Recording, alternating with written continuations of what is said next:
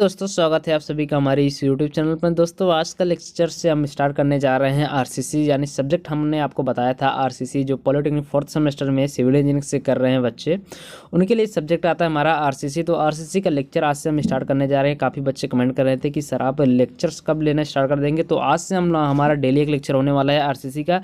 तो जो भी बच्चे पॉलिटेक्निक फोर्थ सेमेस्टर में है या सिविल इंजीनियरिंग से कर रहे हैं वो चैनल को सब्सक्राइब करके बेल आइकन को ऑल पर कर लीजिए। जो भी बच्चे सिविल इंजीनियरिंग से हैं, क्योंकि इस चैनल पर आपको सिविल इंजीनियरिंग की सारी क्लासेस मिलने रही है, और साथ ही साथ नोट्स भी आपको प्रोवाइड कर दिया जाएगा टेलीग्राम चैनल पर। जो भी बच्चे टेलीग्राम चैनल से नहीं ज्वाइन हुए तो टेलीग्राम का लिंक आपको नीचे डिस्क्रिप्शन में दे दिया गया है, तो आप डायरेक्टली आप ज्वाइन हो सकते हैं टेलीग्राम पर, या फिर आप टेलीग्राम पर सर्च कर सकते हैं चैनल का नाम अपनी पढ़ाई।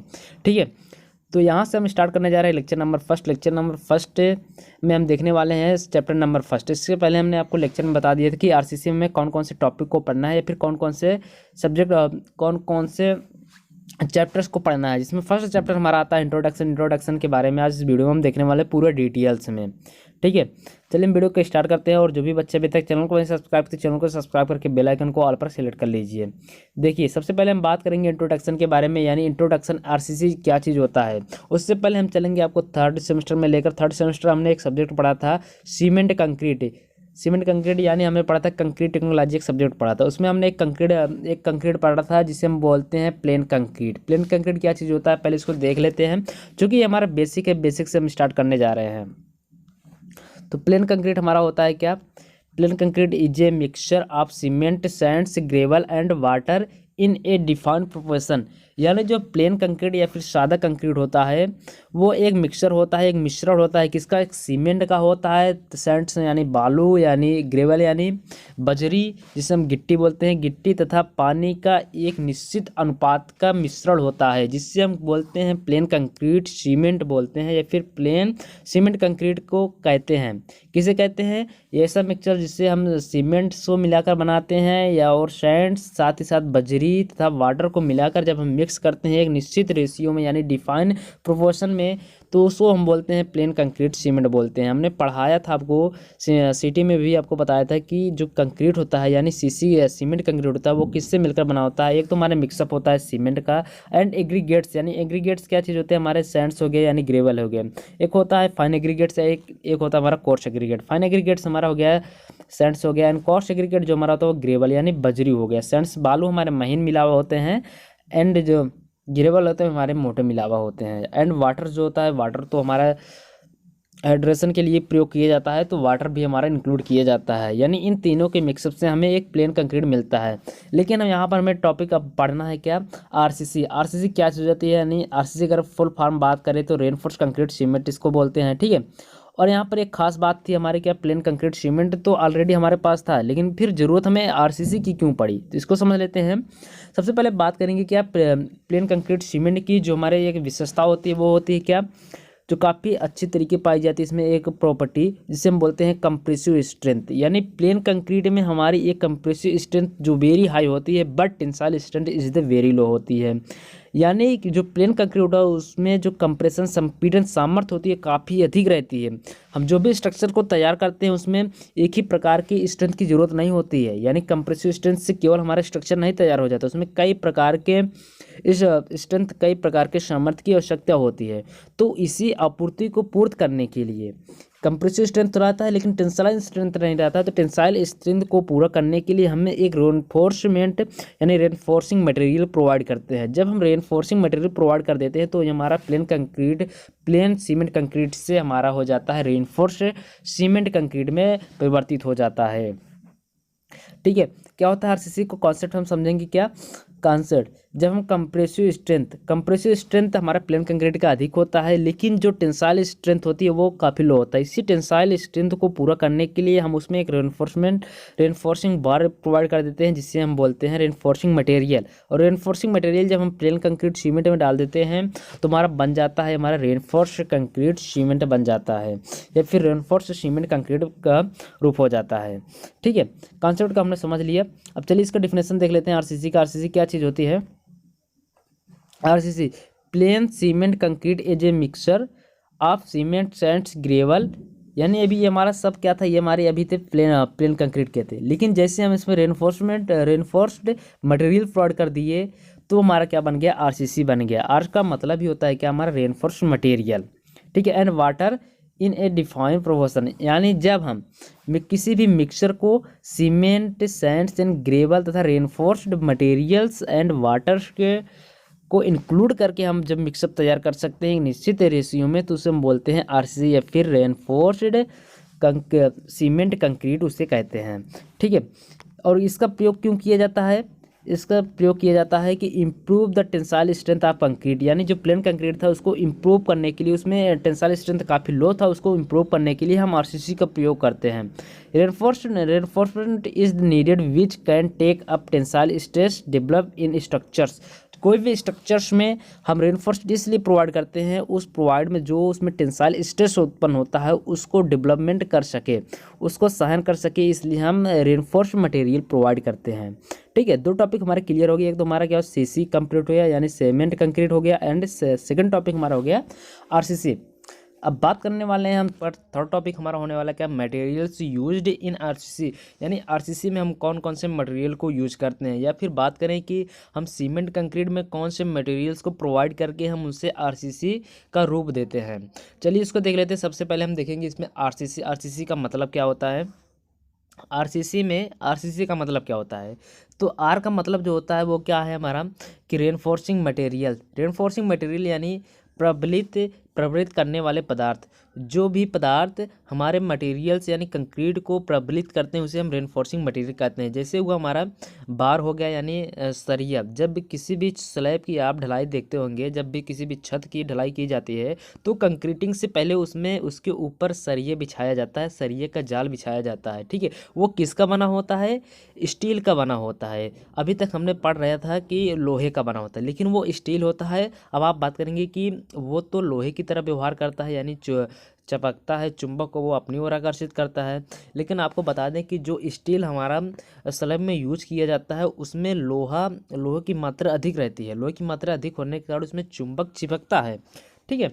और जिस भी थाली में हम खाते हैं वो हमारा अधिक चमकदार इसलिए रहता है क्योंकि उसमें लोहे की मात्रा कम रहती है, वो हमारा स्टेनलेस स्टील होता है। स्टील कई प्रकार के होते हैं, ठीक है। जो थाली खाते हैं उसे स्टेनलेस स्टील बोलते हैं, लेकिन यहाँ पर जो हमारा स्लैब में यूज किया जाता है बार, वो हमारा स्टील होता है, ठीक है। स्टील कई प्रकार के होते हैं, हम आगे बात करेंगे बार के बारे में कि कौन कौन से छत में हमें किस प्रकार के बार को प्रोवाइड कराया जाता है। लेकिन यहाँ पर बात करेंगे कि हम कंक्रीट को किस तरह से हम उसे आरसीसी यानी उसे रेनफोर्स्ड कर सकते हैं, ठीक है। तो आर का मतलब हो गया हमारा रेनफोर्सिंग मटेरियल्स, एंड सी का मतलब हो गया सीमेंट, एंड अगला जो सी आता है हमारा उसे सी का मतलब होता है कंक्रीट। अब कंक्रीट हमारा कैसे बनता है अभी चलिए इसको देख लेते हैं। कंक्रीट जो मिक्सअप होता है वो सीमेंट, एग्रीगेट्स एंड वाटर्स के मिक्सअप को हम कंक्रीट बोलते हैं, ठीक है। एक निश्चित प्रोपोर्शन में होता है, निश्चित अनुपात में। जब हम सीमेंट तथा एग्रीगेट्स में क्या कहते हैं, सैंड्स आते हैं और हमारा ग्रेवल आते हैं यानी बजरी आते हैं, इन सभी चीज़ों को हम जब एक निश्चित अनुपात में मिक्सअप को तैयार करते हैं, मिक्सचर को तैयार करते हैं, तो उसे हम कंक्रीट बोलते हैं। और इसी कंक्रीट में जब हम रेनफोर्सिंग मटेरियल प्रोवाइड कर देते हैं तो हमारा क्या बन जाता है, आरसीसी यानी रेनफोर्स सीमेंट कंक्रीट बन जाता है, ठीक है। इसमें कई सारे टॉपिक को हमें ध्यान रखना होता है, कई सारे टॉपिक पर हमें ध्यान रखना रहता है, जिसे हम दो टॉपिक में आपको बताने वाले हैं, और कई सारे टॉपिक में हमें ध्यान रखना रहता है, ठीक है। लेकिन हमारे जो सिलेबस में है वो हमारा दो ही बताया गया है, तो हम दो ही आपको बताने वाले हैं, ठीक है।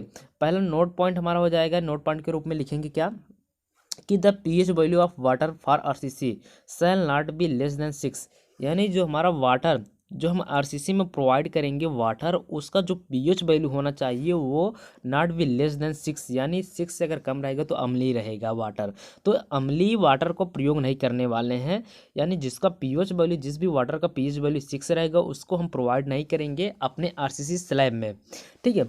अब बात करेंगे कहाँ से कहाँ तक पीएच वैल्यू होना चाहिए, तो 6 होना चाहिए, फिर 6 से लेकर 7 होना चाहिए, और 7 के बाद 8 होना चाहिए, 8 से अधिक भी नहीं होना चाहिए और 6 से कम भी नहीं होना चाहिए पीएच वैल्यू जो हमें आरसीसी में यूज किया जाता है, ठीक है। एंड सेकंड पे बात करेंगे, the size of coarse aggregates for RCC structures are 20 mm, यानी जो हमारे जो आरसीसी स्लैब में या फिर आरसीसी स्ट्रक्चर्स में जो हमारे कोर्स एग्रीगेट्स प्रोवाइड किए जाते हैं, कोर्स एग्रीगेट्स यानी मोटे मिलावे को अधिकतम साइज कितना होना चाहिए, अधिकतम साइज हमारा 20 mm होना चाहिए, यानी 2 सेंटीमीटर अप्रॉक्स होना चाहिए हमारा, जो भी एक कोर्स एग्रीगेट का प्रयोग करते हैं, उसकी साइज़ हमारी 2 सेंटीमीटर होनी चाहिए या फिर 20 mm के अप्रॉक्स में ही होना चाहिए, ना तो ज़्यादा होना चाहिए या फिर कम होना चाहिए, लेकिन अप्रॉक्स हमारा 20 mm ले जाता है। 20 mm के बाद हम 22 mm भी ले सकते हैं, 18 mm भी ले सकते हैं, तो इसी प्रकार से हम ध्यान में रखते हैं। लेकिन जो हमारा IS कोड में लिखा है वो हमारा 20 mm ही लिखा गया है, ठीक है। तो यहाँ पर थर्ड टॉपिक हमने बात कर लिया आरसीसी में मटेरियल्स कौन कौन से प्रोवाइड किए जाते हैं, ठीक है। आरसीसी के मटेरियल्स कौन कौन से यूज किए जाते हैं हमने थर्ड टॉपिक पर क्लियर कर लिया है। अब आगे हम बात करेंगे फोर्थ टॉपिक पर। फोर्थ टॉपिक हमारा क्या होना है, ग्रेड्स ऑफ कंक्रीट्स, यानी क्या है ग्रेड ऑफ कंक्रीट की ग्रेडिंग करना सीखेंगे। इसे हमने पिछले सेमेस्टर में पढ़ा था, थर्ड सेमेस्टर हमने सीटी में इसको बताया था कि ग्रेड्स ऑफ कंक्रीट क्या चीज़ होती हैं। इसको हम थोड़ा सा इस लेक्चर में देखने वाले हैं, ठीक है।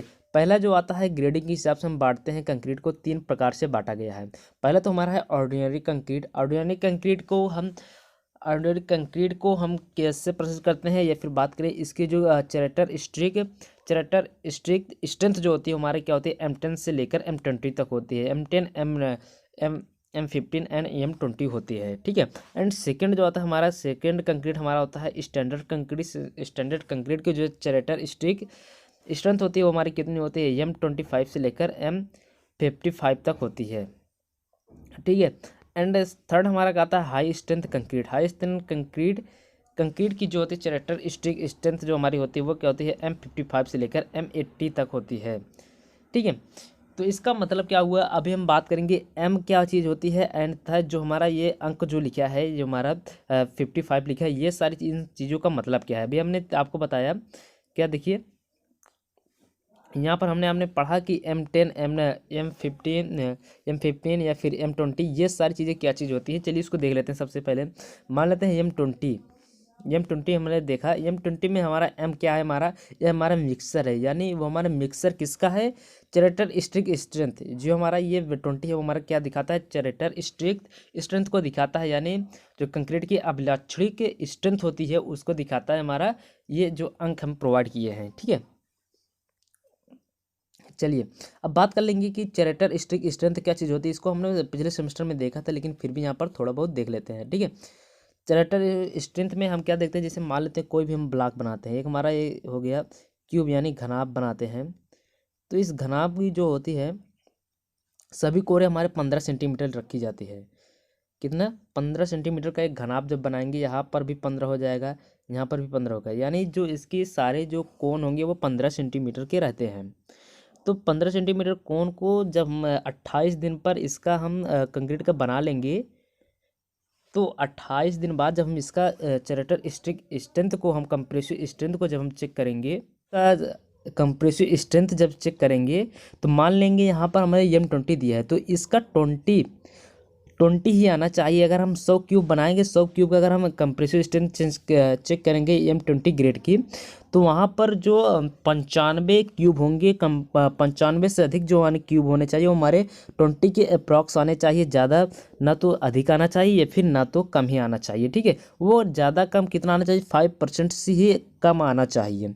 यानी चैरेटर स्ट्रिक स्ट्रेंथ क्या चीज़ होती है, the characteristic strength of concrete is defined as that strength below which not more than 5% test result are expected to fail, more than 95% test result are pass. यानी 5% हमारे रिजल्ट जो होने चाहिए वो फेल होने चाहिए, फिर इससे अधिक 5% तक हमारे रिजल्ट फेल हो सकते हैं, लेकिन इससे अधिक नहीं होना चाहिए। अगर इससे अधिक हो जाएगा तो हमारे जो कंक्रीट होगा वो हमारा फेल हो जाएगा।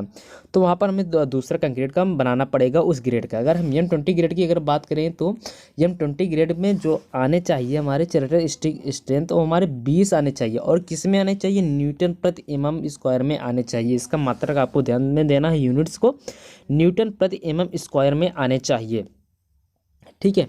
तो यहाँ पर हमने पढ़ लिया क्या, चैरेटर स्ट्रिक स्ट्रेंथ के बारे में भी पढ़ लिया। अब बात करेंगे 5वें टॉपिक पर, या फिर हो गया यहाँ पर, ठीक है। तो यहाँ पर हम 5वें टॉपिक को अगले लेक्चर में देखने वाले हैं। तो आज का लेक्चर यहीं पर एंड करते हैं, और जो भी बच्चे अभी तक चैनल को नहीं सब्सक्राइब किया तो चैनल को सब्सक्राइब कर लीजिए, और आने वाला हर एक लेक्चर्स की नोटिफिकेशन आपके फ़ोन पर जाता रहे, इसलिए बेल आइकन को ऑल पर ही सिलेक्ट कर लीजिए। और अगर आप इसका नोट्स को लेना चाहते हैं, और जो भी बच्चे हिंदी मीडियम से नोट्स लेना चाहते हैं, तो हमारे टेलीग्राम चैनल से ज्वाइन हो जाइए, लिंक आपको नीचे डिस्क्रिप्शन में मिल जाएगा। चलिए मिलते हैं नेक्स्ट लेक्चर में।